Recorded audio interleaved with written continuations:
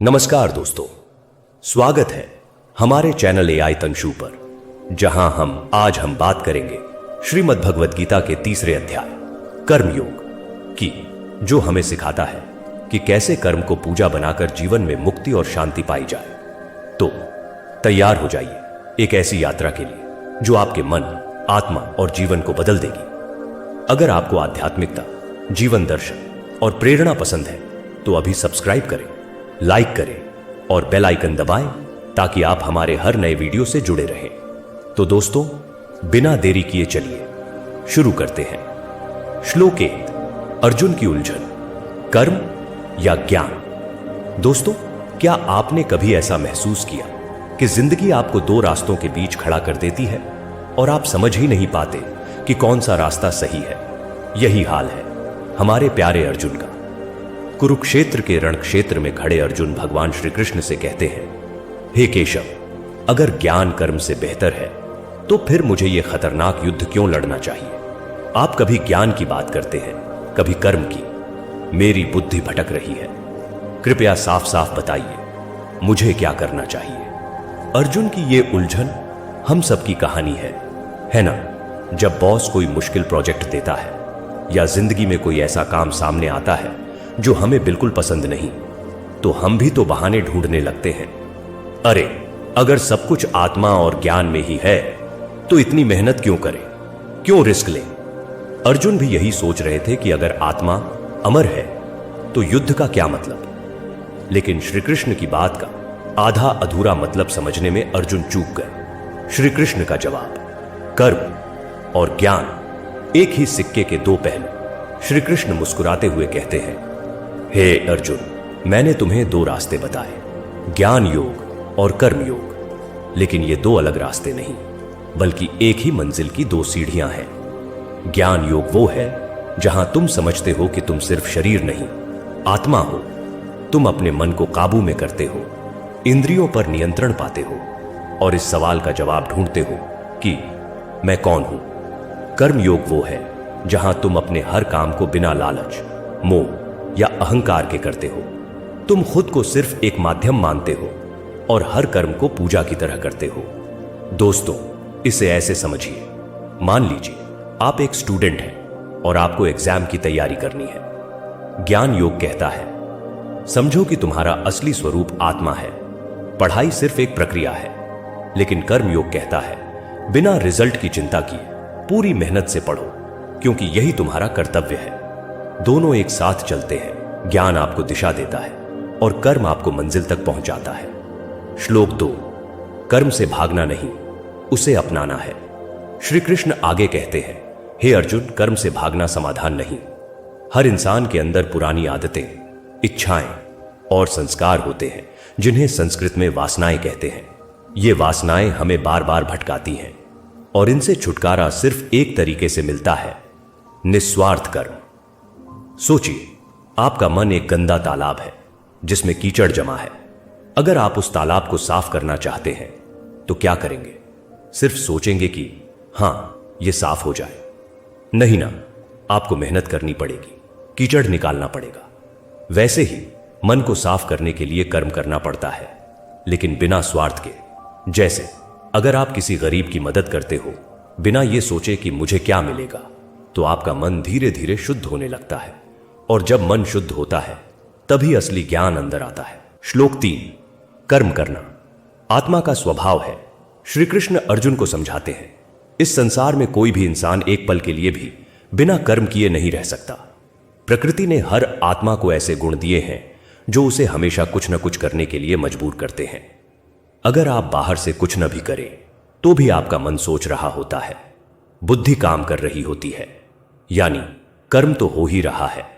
प्रकृति के 3 गुण, सत्व पवित्रता, रजस उत्साह और तमस आलस्य, हर इंसान को प्रभावित करते हैं। सत्व हमें शांति और ज्ञान की ओर ले जाता है, जबकि रजस और तमस हमें लालच, मोह और अज्ञान में फंसाते हैं।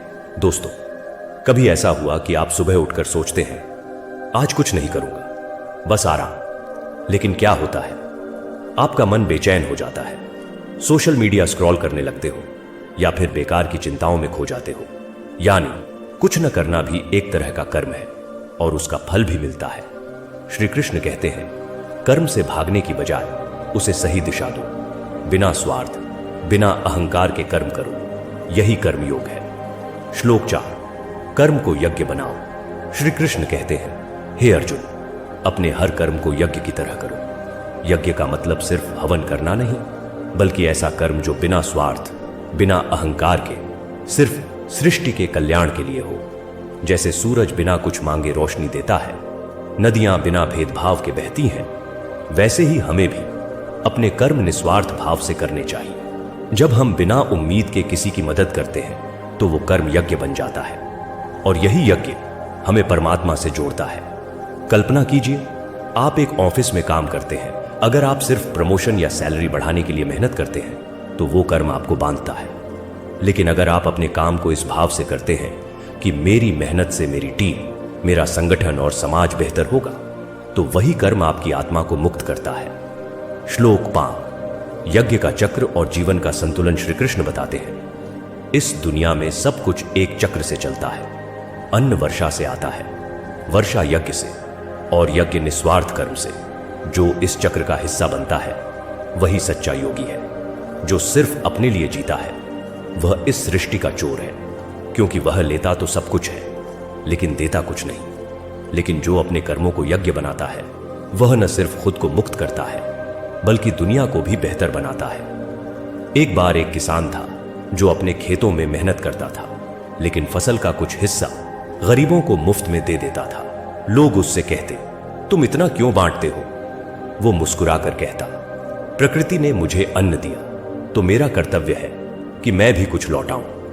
उसकी ये निस्वार्थ भावना ही उसका यज्ञ थी और उसका जीवन शांति और संतुष्टि से भरा था। श्लोक 6-8, कर्म और नेतृत्व। श्री कृष्ण कहते हैं, हे अर्जुन, मैं खुद भगवान होकर भी कर्म करता हूं ताकि लोग मेरे उदाहरण से प्रेरणा लें। अगर मैं कर्म छोड़ दूं तो लोग आलसी हो जाएंगे और सृष्टि का संतुलन बिगड़ जाएगा। एक सच्चा लीडर वही है जो अपने कर्मों से दूसरों को प्रेरित करता है।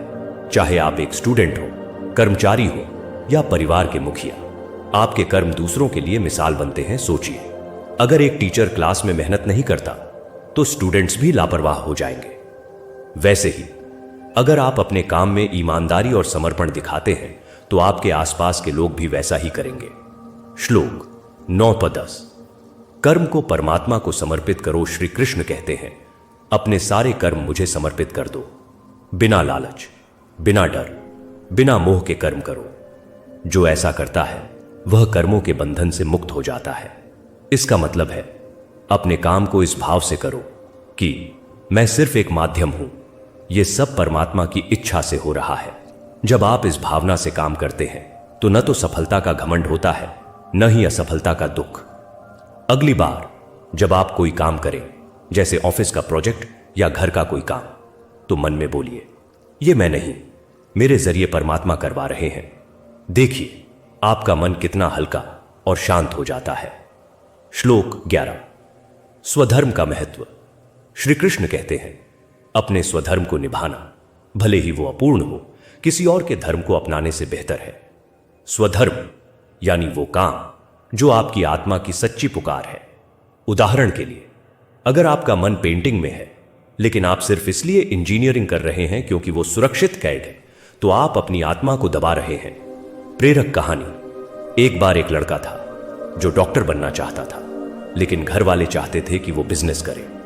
उसने अपनी अंतरात्मा की सुनी और डॉक्टर बना।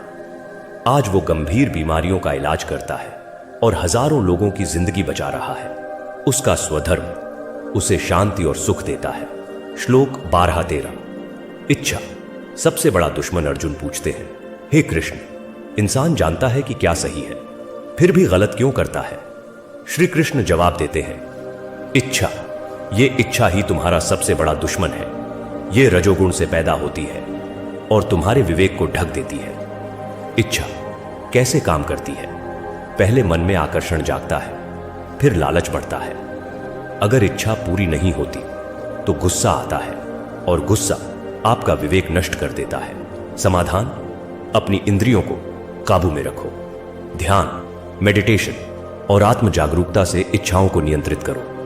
अगली बार जब आप गुस्सा हो या किसी चीज के लिए बेचैन हो तो 10 गहरी सांसें लें और खुद से पूछें, क्या ये इच्छा मुझे ऊपर ले जाएगी या नीचे? ये छोटा सा अभ्यास आपके मन को शांत करेगा। दोस्तों, कर्म योग हमें सिखाता है कि जीवन का हर पल एक यज्ञ है। अपने कर्मों को निस्वार्थ भाव से करो, उन्हें परमात्मा को समर्पित करो और अपने स्वधर्म को अपनाओ। यही वो रास्ता है जो आपको बंधनों से मुक्त करेगा और आत्मिक शांति देगा। तो आज से एक संकल्प लीजिए, मैं अपने कर्मों को पूजा बनाऊंगा। मैं बिना लालच और अहंकार के काम करूंगा। अगर आपको ये वीडियो पसंद आया तो लाइक करें, अपने दोस्तों और परिवार के साथ शेयर करें और हमारे चैनल को सब्सक्राइब करना न भूलें। कमेंट में बताइए कि कर्म योग का कौन सा हिस्सा आपको सबसे ज्यादा प्रेरित करता है। अगले वीडियो में हम बात करेंगे गीता के अगले अध्याय की। तब तक कर्म करते रहिए, प्रेम बांटते रहिए और मुस्कुराते रहिए। जय हिंद, जय भारत।